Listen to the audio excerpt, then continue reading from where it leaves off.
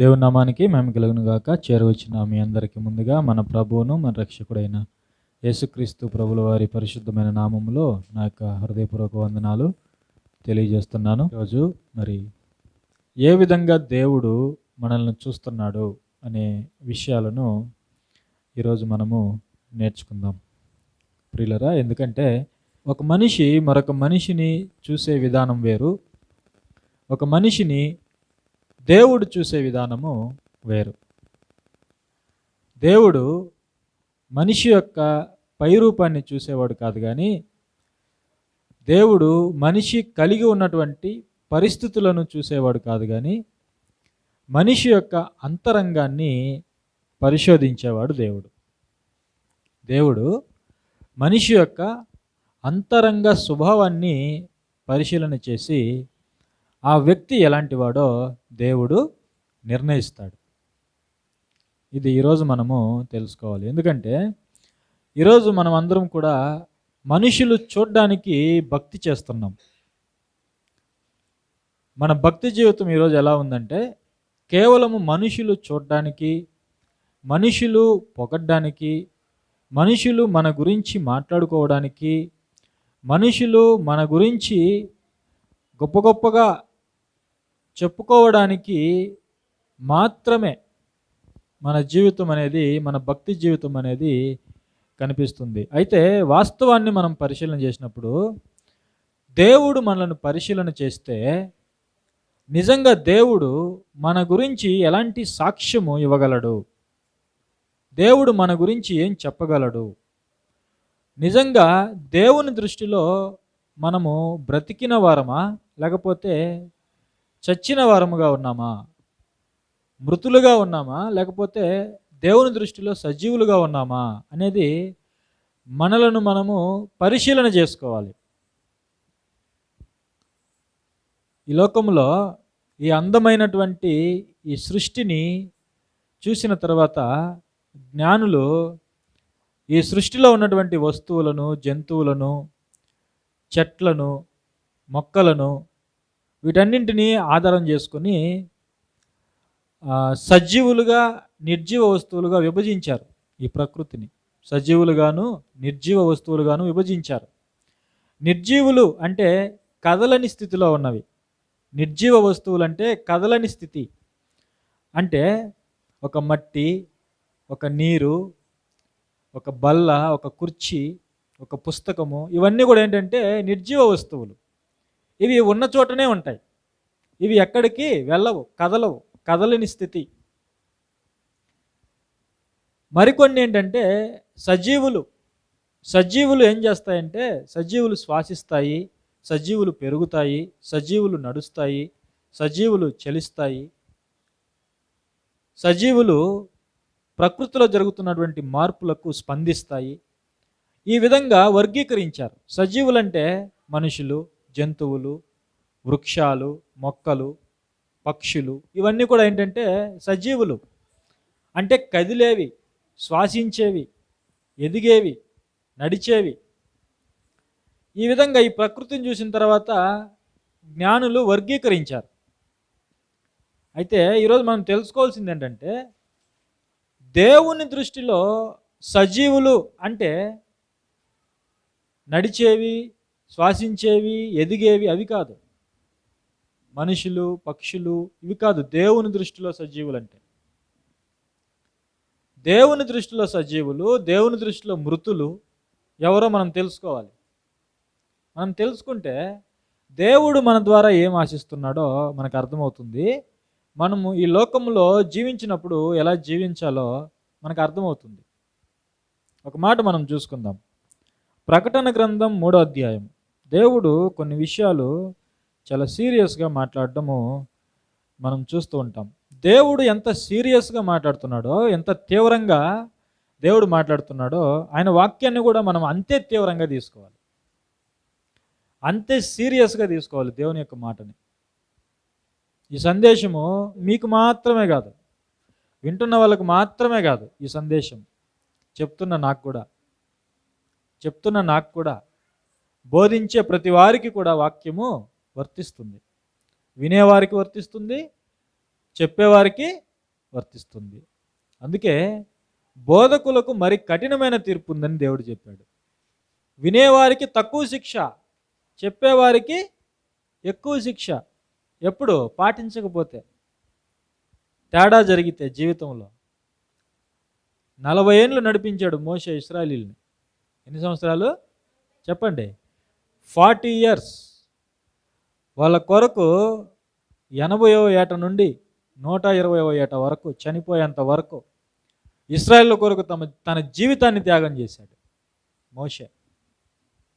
దేవుని ఇల్లంతటిలో నమ్మకమైన వాడు, దేవునితో ముఖాముఖిగా ఒక స్నేహితుని వలె మాట్లాడినటువంటి మోషే చివరికి పాలు తేనెలు ప్రవహించే దేశాన్ని చేరలేక దేవుని యొక్క కోపానికి గురయ్యాడు.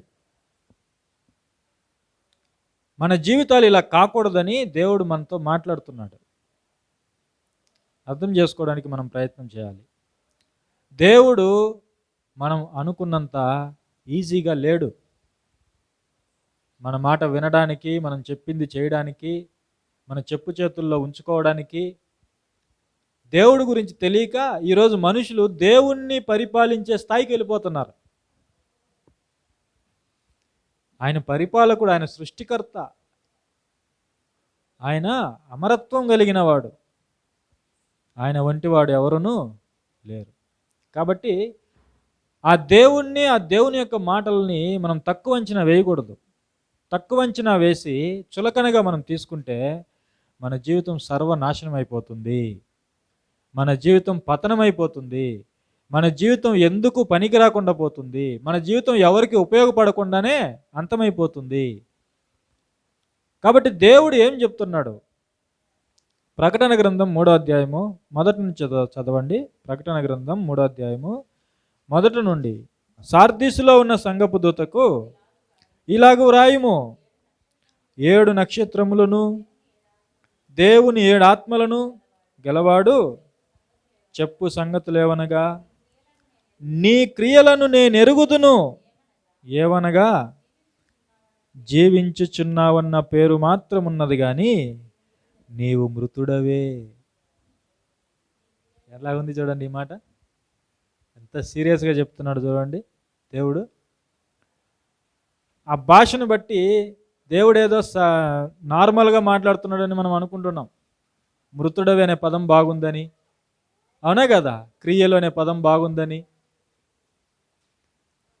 దేవుడు నిదానంగా ఏదో బుజ్జగించినట్లు చెప్పడం లేదు ఈ మాటలో. చాలా సీరియస్గా చెప్తున్నాడు ఆయన ఈ మాటలో. మనం అంతే సీరియస్గా తీసుకోవాలి దేవుని యొక్క మాటని.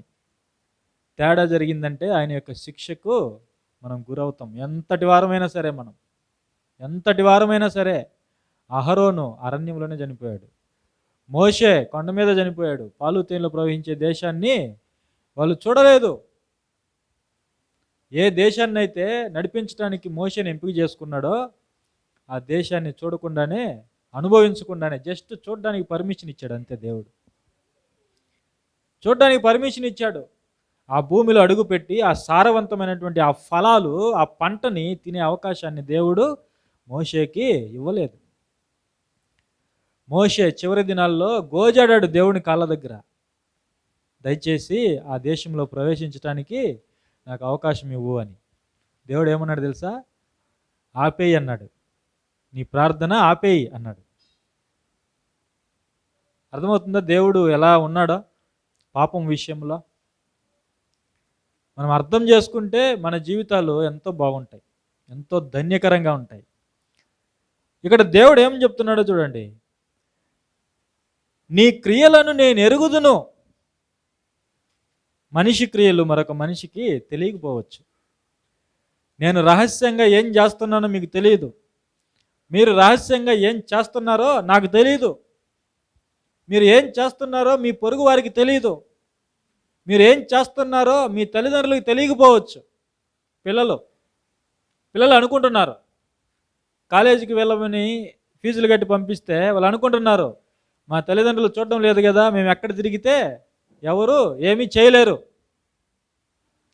మేము ఎక్కడైనా తిరగచ్చు, ఎవరితో అయినా తిరగచ్చు, సినిమా హాల్కైనా తిరగచ్చు, పార్కులకైనా తిరగచ్చు, షికార్లకైనా తిరగచ్చు, ఎందుకో మా తల్లిదండ్రులు మమ్మల్ని చూడడం లేదు అని పిల్లలు అనుకుంటే రేపు భవిష్యత్తు ఎవరిది పాడైపోయేది చెప్పండి?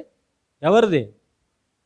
పిల్లల భవిష్యత్తు అగమ్య గోచరంగా మారిపోతుంది.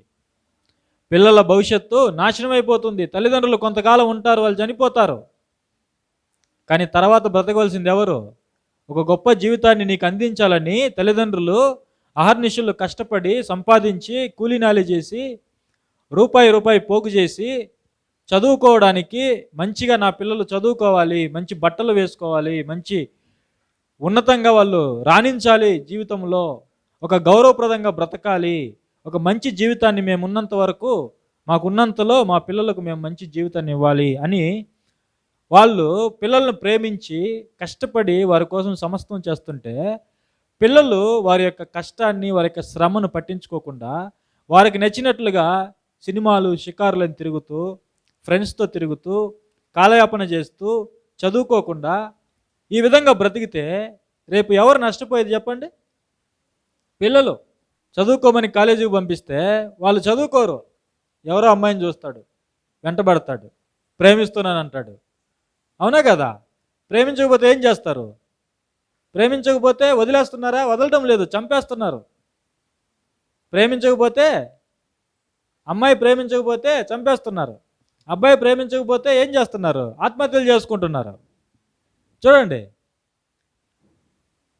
ఇప్పుడు తల్లిదండ్రుల యొక్క కష్టము, శ్రమ వీళ్ళకి ఏమైనా అర్థమైందా? వాళ్ళు పడుతున్న బాధ, వాళ్ళ ఆశలు, పిల్లల మీద ఎలాంటి ఆశలు పెట్టుకొని ఉన్నారు, ఎంత ప్రేమను పెంచుకొని ఉన్నారు, ఇవి ఏవి కూడా ఆలోచించకుండా యవనస్తులు ఏం చేస్తున్నారు? ఈరోజు వాళ్ళకి నచ్చినట్లుగా బ్రతుకుతున్నారు.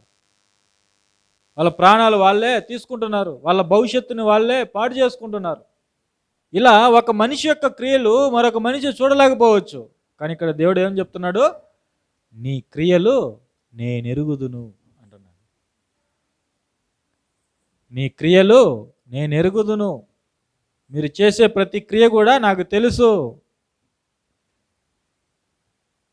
భక్తుడు ఏ విధంగా అన్నాడంటే, నేను ఆకాశమునకెక్కినను నీవు అక్కడ ఉన్నావు, నేను పాతాళములో దిగినను, గోతిలోకి దిగినా కూడా నీవు అక్కడ ఉన్నావు, సముద్రము గర్భములో ప్రవేశించినా నీవు అక్కడ ఉన్నావు. దేవునికి మరుగైనది ఏది కూడా లేదు. ఉందా? దేవునికి ఏదైనా మరుగైనది ఉందా? చెప్పండి, ఉందా? దేవునికి ఏదైనా మరుగైనది ఉందా? లేదు.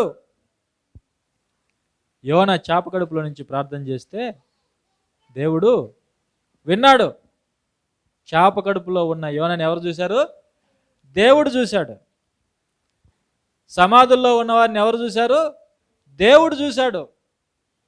సమస్తాన్ని దేవుడు చూస్తున్నాడు. ఆయన కంటికి మరుగైనది ఏది కూడా లేదు. మనం అనుకోవచ్చు, మన హృదయములో ఉన్న ఆలోచన కూడా దేవునికి తెలుసు. అఫ్కోర్స్ మనము ఎవరిని చంపకపోవచ్చు. హృదయములో కోపం అనేది ఉంటే నీవు ఆ వ్యక్తిని, ఎవరి మీద అయితే కోపం ఉంచుకొని ఉన్నావో ఆ వ్యక్తిని నీవు చంపినట్టే. అవునే కదా? నీవు హంతకుడివే. కత్తితో పొడిస్తేనే కదా హంతకుడు. హృదయములో ఆ వ్యక్తి మీద కోపాన్ని ఉంచుకున్నా కూడా, ద్వేషాన్ని ఉంచుకున్నా కూడా దేవుని దృష్టిలో నీవు హంతకుడివే. చూడండి, దేవుడు మనిషిని చూసే కోణం వేరు. మనము మనుషులకు నచ్చినట్టుగా కాదు బ్రతకాల్సింది, దేవునికి నచ్చినట్లుగా మనం బ్రతకాలి. ఇక్కడ చెప్తున్నాడు, నీ క్రియలను నేను ఎరుగుదును, నీ క్రియలను నేను ఎరుగుదును. నువ్వు చేసే ప్రతి క్రియ కూడా నాకు తెలుసు.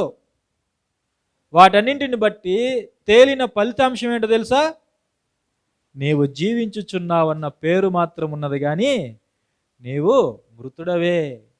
నీవు చచ్చిన వాడివి నా దృష్టిలో. నీవొక శవానివి, నీవొక సున్నము కొట్టిన సమాధి. చూడ్డానికి బాగున్నావు, అలంకరించుకున్నావు. సమాధులు చూడండి ఎలా అలంకరిస్తారో. అవునా కదా? సమాధుల పండుగ కూడా ఉంది. సమాధులను అలంకరిస్తారు ఆ రోజు. సమాధుల పండుగ, సమాధులను అలంకరిస్తున్నారు. అయితే లోపల ఏముంది?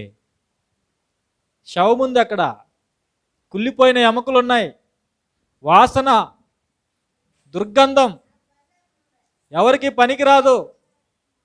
చూడండి, ఈరోజు మనుషులు చూడడానికి అలంకరించుకుంటారు, కానీ వాళ్ళ హృదయం ఎలా ఉందో తెలుసా?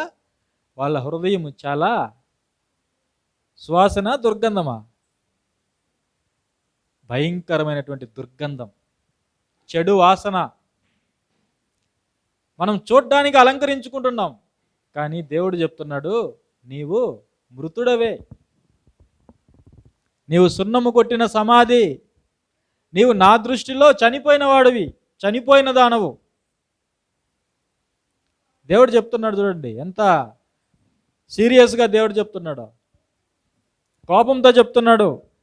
నీ క్రియలు నేను ఎరుగుదును, జీవించుచున్నావన్న పేరు మాత్రం ఉన్నది కానీ నీవు మృతుడవే, నీ క్రియలు నా దేవుని ఎదుట సంపూర్ణమైనవిగా నాకు కనబడలేదు. నీ క్రియలు బాగాలేవు.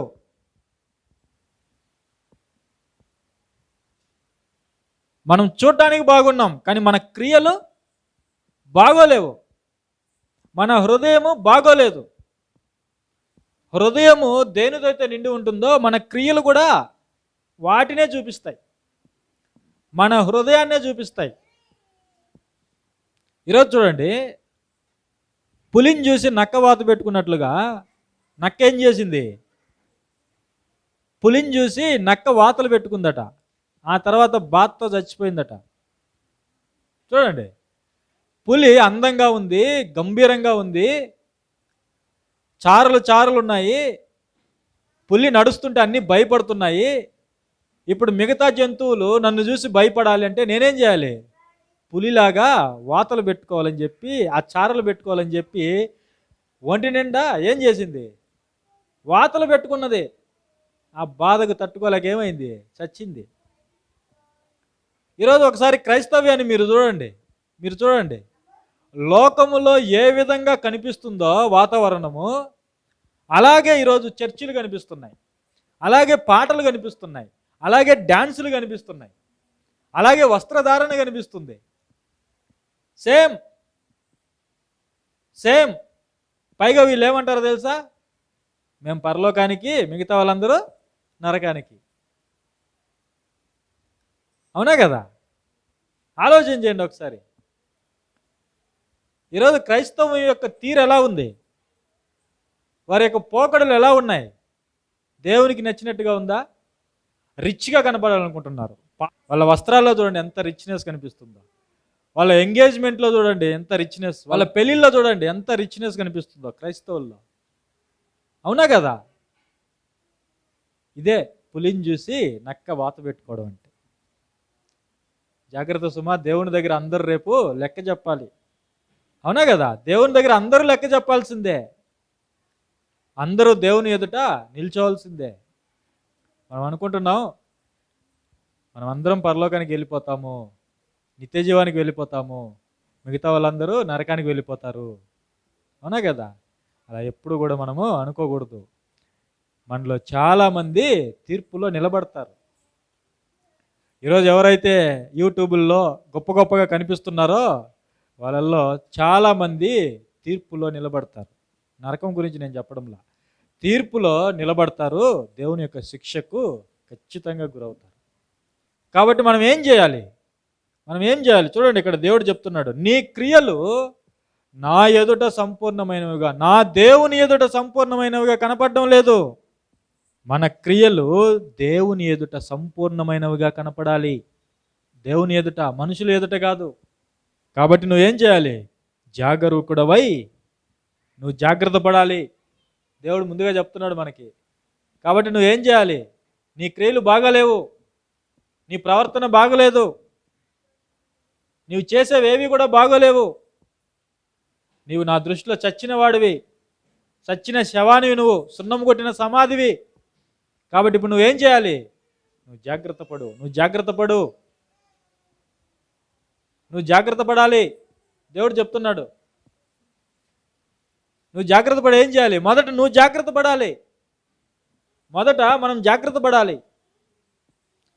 దేవుని రాబోయే తీక్షణమైనటువంటి ఆ శిక్ష నుండి తప్పించబడాలంటే మొదట మనల్ని మనము జాగ్రత్త చేసుకోవాలి, మనల్ని మనం కాపాడుకోవాలి. తర్వాత మిగిలిన వాటిని బలపరచు అంటున్నాడు. నువ్వు జాగ్రత్త పడకపోతే నిన్ను చూసి చాలామంది నాశనం అయిపోతారు. పులిని చూసి నక్క వాత పెట్టుకున్నట్లుగా అందరూ వాతలు పెట్టుకోవడమే. అందరూ అందరూ ఒకరు కనిపించారనుకోండి, యూట్యూబ్లో ఒక స్పెషల్గా కనిపించారనుకోండి, ఇంకా వారిని చూసి అందరూ వాతలు పెట్టుకోవడమే. నేను ఇలా కనిపించాలి, నేను కూడా ఇలా కనిపించాలి, నేను కూడా ఇలాగే కనిపించాలి, ఎస్తేరులో ఉన్న గుణాలు నాలో ఉండాలి, రూత్లో ఉన్న గుణాలు నాలో ఉండాలి అనుకుంటున్నారా? గుణాలు అనుకోవడంలా సినిమా హీరోయిన్ లాగా నేను కనిపించాలి అనుకుంటున్నారు చాలామంది. సినిమా హీరోలా కనిపించాలి అనుకోవడం లేదా? ఈరోజు కొంతమంది యవనస్తులు వస్తారు, వాళ్ళ జుట్టు చూడండి, వాళ్ళ వస్త్రాలు చూడండి, సినిగిపోయిన ప్యాంట్లు. ఇదే పులిని చూసి నక్క వాత పెట్టుకోవడం అంటే. కొంతమంది యవనస్తులు అలాగే ఉన్నారు. వాళ్ళ మనసులో ఏమనుకుంటారో తెలుసా? నేను పరలోకానికి, మిగిలిన వాళ్ళు నరకానికి. అసలు ఏమైనా మ్యాచ్ అవుతుందో చెప్పండి? మన ప్రవర్తనే మారలేదు, మనం ఏమనుకుంటున్నాం? నేను పరలోకానికి, మిగతా వాళ్ళు నరకానికి. మనం ఎంత అమాయకపు స్థితిలో ఉన్నామో ఒకసారి మనం ఆలోచించాలి. ఇక్కడ దేవుడు ఏం చెప్తున్నాడు? ముందు నిన్ను నీవు సరిచేసుకో, ముందుగా నీవు జాగరూకుడవై జాగ్రత్త పడు. నిన్ను చూసి మిగిలిన వాళ్ళు బాగుపడతారు, మిగిలిన వాళ్ళు నిన్ను చూసి బాగుపడతారు. లేకపోతే నిన్ను చూసి చాలామంది చెడిపోతారు. నీ ప్రవర్తన చూసి చాలామంది చెడిపోతారు. నీ బ్రతుకును చూసి చాలామంది దేవునికి దూరం అయిపోతారు. అప్పుడేం జరుగుతుంది? ఒకవేళ అలా జరిగితే నీవు జాగరూకుడవై ఉండని ఎడలా దేవుడు చెప్తున్నాడు చూడండి 2వ వచనంలో, నీ క్రియలు నా దేవుని ఎదుట సంపూర్ణమైనవిగా నాకు కనబడలేదు కనుక జాగరూకుడవై చావనయున్న మిగిలిన వాటిని బలపరచుము. నీవేలాగూ ఉపదేశం పొందితువో ఎలాగూ వింటివో జ్ఞాపకం చేసుకొని దాన్ని గైకొనుచు మారు మనస్సు పొందుము. మారు మనస్సు పొందుము. బాప్తిస్మం తీసుకున్నా కూడా మనకేం లేదు, మారు మనస్సు లేదు. చెప్తున్నాడు దేవుడు, సంఘానికి చెప్తున్నాడు. ఇది బయట వాళ్ళకి చెప్పడం లేదు, సంఘానికి చెప్తున్నాడు. సంఘానికి అంటే ఈరోజు సంఘములో చాలామంది మారు మనసు లేకుండా బ్రతికేస్తున్నారు. మనలో చాలామంది మారు మనసు లేక బ్రతికేస్తున్నారు. ఇంకా మనసు మార్చుకోకుండా, మనం చేసినటువంటి పాపములకు పశ్చాత్తాపడకుండా పాపముల్లోనే కొనసాగుతూ, ఇంకా లోకంలోనే కొనసాగుతూ, మారు మనసు లేక ఈరోజు సంఘాలు జీవిస్తున్నాయి. మారు మనసు లేక సంఘాలు జీవిస్తున్నాయి. అందుకే దేవుడు చెప్తున్నాడు, నీవు మారు మనస్సు పొందుము అంటున్నాడు. నీవు మారు మనస్సు పొందుము. అప్పుడు ఏం జరుగుతుంది? దేవుని రాజ్యములో ప్రవేశిస్తావు. మారు మనసు లేకపోతే దేవుని రాజ్యములో ప్రవేశించరు, శిక్షలో ప్రవేశిస్తారు, తీర్పులో ప్రవేశిస్తారు. నీవు మారు మనసు పొందు. దేవుడు చెప్తున్నాడు, నీవు మారు మనసు పొందు. ఏ విషయాల్లో నీకు మారు మనసు రావాలో నీకు తెలుసు, నాకు తెలియదు, నీ పొరుగువాడికి తెలియదు, నీ స్నేహితుడికి తెలియదు, నీకే తెలుసు. దేవుడు చెప్తున్నాడు, దేవుడికి తెలుసు, నీకు తెలుసు. నువ్వు అనుకోవద్దు దేవుడికి తెలియదని, దేవుడికి అన్నీ తెలుసు. నువ్వు ఏ క్రియల్లో మారు మనసు పొందాలో దేవుడు నీకు చెప్తున్నాడు. దేవుడు నీకు చెప్తున్నాడు, నువ్వు జ్ఞాపకం చేసుకొని ఆ విషయంలో మారు మనసు పొందు. లేకపోతే ఒకవేళ పొందకపోతే నీవు జాగరూకుడవై ఉండని ఎడలా, ఉండని ఎడలా, ఉండని ఎడలా, ఉండని ఎడలా, చూడండి, ఉండని ఎడలా నేను దొంగవలే వస్తాను. ఏమంటున్నాడు దేవుడు? నేను దొంగవలే వస్తాను. దొంగవలే వస్తానంటే దొంగ మనకి చెప్పొస్తాడా? చెప్పండి, దొంగ మనకి చెప్పొస్తాడా? మనం నిద్రపోయేటప్పుడు వస్తాడు, మనం మెలకువగా ఉండేటప్పుడు రాడు, మన ఇల్లు తాళం వేసినప్పుడు వస్తాడు, ఊరంతా నిశ్శబ్దంగా ఉండేటప్పుడు వస్తాడు. అవునా కదా? ఎందుకు? ఇల్లు దోచుకోవడానికి, నీ ఇంటిని అపహరించడానికి, నిన్ను దోచుకోవడానికి వస్తాడు. దేవుడు కూడా దొంగ వలె వస్తాడు. అంటే నీకు తెలియని గడిలో వస్తాడు. నీవు బార్ షాప్లో ఉన్నప్పుడు వస్తాడు దేవుడు. నువ్వు వ్యభిచారపు కొంపలో ఉన్నప్పుడు వస్తాడు దేవుడు. నీవు అబద్ధాలు మాట్లాడేటప్పుడు వస్తాడు దేవుడు. నువ్వు పగతో రగిలిపోతున్నప్పుడు వస్తాడు దేవుడు. అవునా కదా? అప్పుడే వస్తాడు దేవుడు. ముందుగానే చెప్తున్నాడు, నువ్వు జాగరూకుడవై జాగ్రత్త పడు, లేకపోతే నీకు తెలియని గడియలో నేను వస్తాను, వచ్చి ఏం చేస్తాను, ఏ గడియ నీ మీదికి వచ్చేదనో నీకు తెలియదు. ఏ గడియలో నేను వస్తానో నీ మీదికి నీకు తెలియదు. ఎందుకు వస్తాడు దేవుడు? నీకేమైనా అవార్డు ఇవ్వడానికా, సన్మానం చేయడానికా? చెప్పండి, ఎందుకు వస్తాడు దేవుడు? నిన్ను శిక్షించడానికి వస్తాడు. మారు మనసు లేని వారిని శిక్షించడానికి దేవుడు అనుకొనని గడియలో ఒక దొంగ వలె, అంటే దొంగ ఏ విధంగా వస్తాడు, మనకు తెలియని గడియలో వస్తాడు. మనం తాగి మత్తులై ఉన్నప్పుడు వస్తాడు నిన్ను శిక్షించడానికి. లోకములో తిని త్రాగుతూ బ్రతుకుతూ ఉన్నప్పుడు దేవుడు వస్తాడు నిన్ను శిక్షించడానికి. కాబట్టి దేవుడు ఏం చెప్తున్నాడు? కాబట్టి నీ క్రియలు నేనెరుగుదును, నీవు నీ క్రియలను సరిచేసుకోవాలి. నీవు చనిపోయిన స్థితిలో ఉన్నావు, నీవు మారు మనసు పొంది మరలా బ్రతకాలి, నీవు సజీవుడిగా మారాలి అని దేవుడు మనకు సూచన ఇస్తున్నాడు, మనల్ని హెచ్చరిస్తున్నాడు. ప్రియులారా, కాబట్టి మనం ఏం చేయాలి? మారు మనస్సు పొందాలి. దేవుని ఎదుట మన క్రియలు సరిచేసుకోవాలి. మనము సున్నము కొట్టిన సమాధి వలె ఉండకూడదు. శాస్త్రులు పరిసయ్యుల వలె మనము ఉండకూడదు. వేషధారుల వలె మనము ఉండకూడదు. మనము హృదయాన్ని వాక్యముతో అలంకరించుకోవాలి.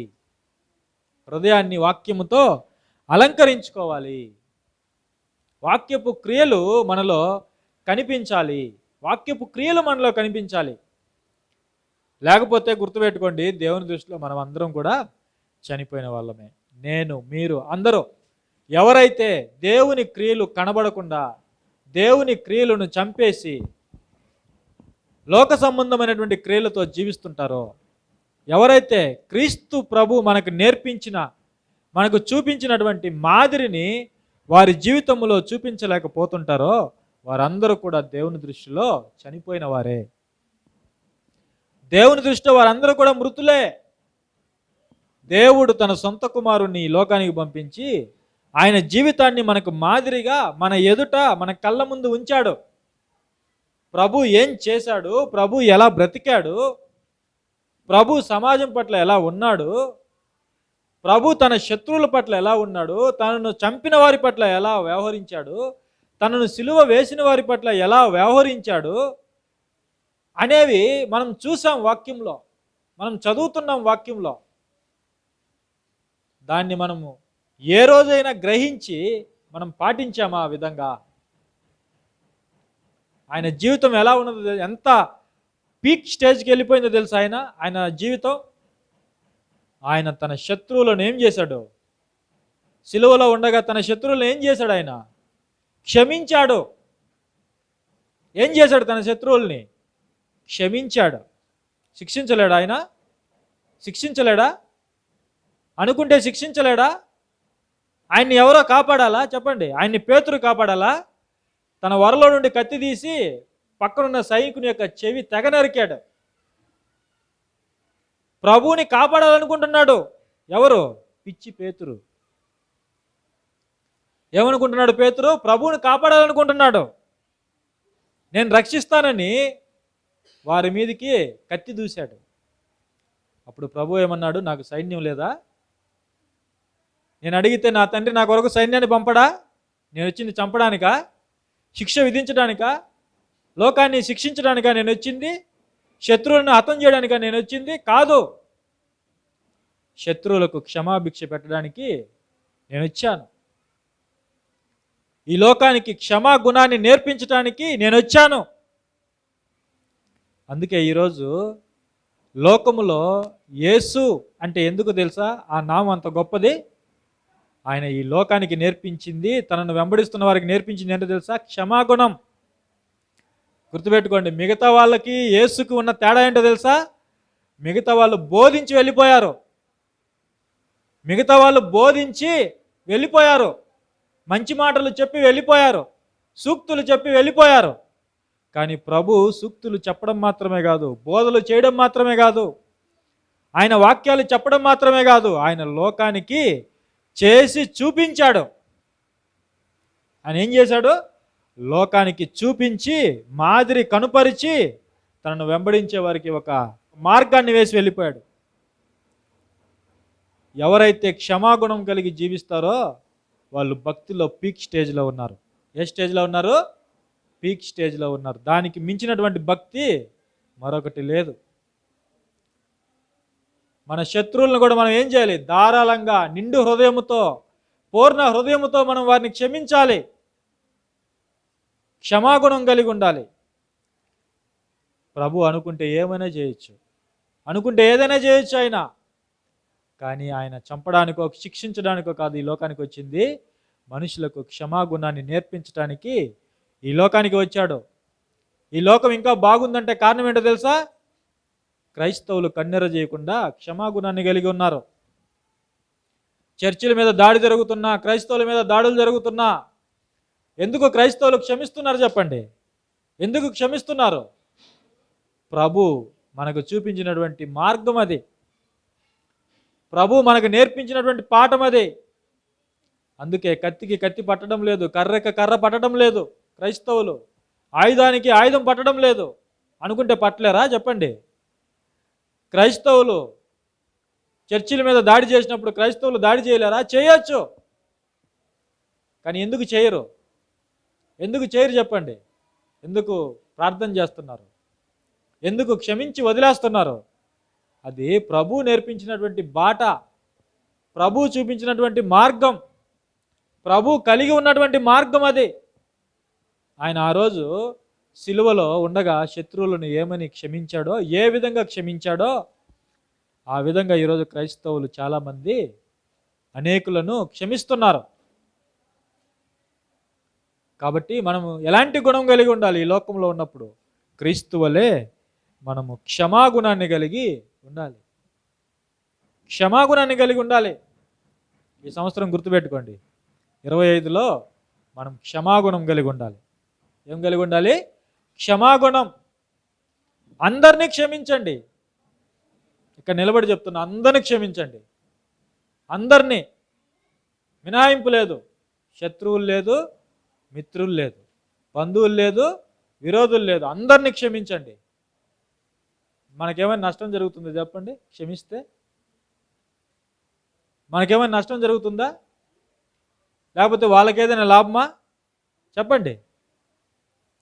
కానీ ఒక వ్యక్తిని మనం క్షమించడం ద్వారా, హృదయపూర్వకంగా క్షమించడం ద్వారా మనం ఏం చేయొచ్చు తెలుసా? ఆ వ్యక్తిని దేవుని మార్గంలోనికి నడిపించవచ్చు. ఆ వ్యక్తిని హృదయపూర్వకంగా క్షమించడం ద్వారా ఆ వ్యక్తిని దేవుని మార్గంలోనికి నడిపించవచ్చు. ఈరోజు మనలో క్షమించే గుణం లేదు కాబట్టి చాలామంది దేవునికి దూరంగా ఉన్నారు. ఈ సత్యాన్ని మనం తెలుసుకోవాలి. క్షమించే గుణం లేదు మనలో చాలామందికి. అది చిన్నపిల్లల మనస్తత్వం. అది ఎవరి మనస్తత్వం? పరిపక్వత లేని వారి మనస్తత్వం. సంపూర్ణమైన మనస్తత్వం ఏంటో తెలుసా? అందరినీ క్షమించండి. అందరినీ క్షమించండి. మీరు కోల్పోయింది దేవుడు మీకు ఇస్తాడు. అందరినీ, శత్రువులను కూడా క్షమించండి. మీకు నచ్చని వారిని కూడా క్షమించండి. మీకు హాని చేసేవారిని కూడా క్షమించండి. ప్రభు అదే కదా చేశాడు. ప్రభు అదే కదా చేశాడు చెప్పండి? అదే చేశాడు ప్రభు.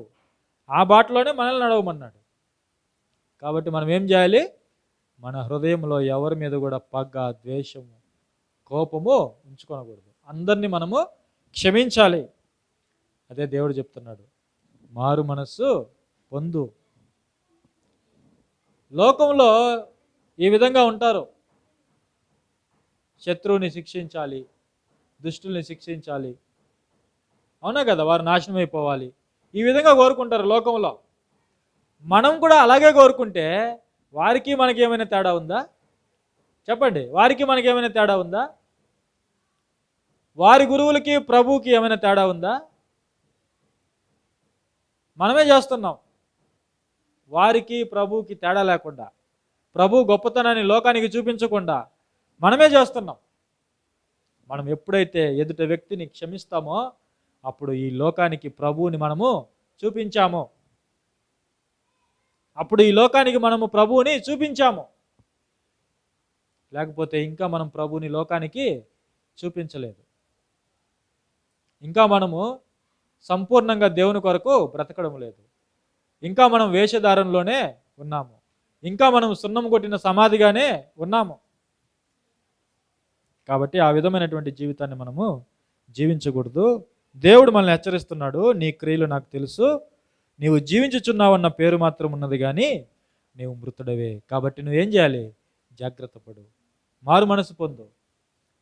నీవు నీ జీవితాన్ని జాగ్రత్త చేసుకొని మిగిలిన వాటిని బలపరచు, మిగిలిన వారిని బలపరచు, సంఘాన్ని బలపరచు, బలహీనులను బలపరచు, ప్రభు మార్గంలోనికి వారిని నడిపించు, స్థిరపరచు. కాబట్టి ప్రియులరా, ఈ విధంగా మనం ముందుకు వెళ్ళాలని కోరుకుంటూ మరి నా ఇచ్చిన ఆత్మీయ సందేశాన్ని నేను ముగిస్తున్నాను.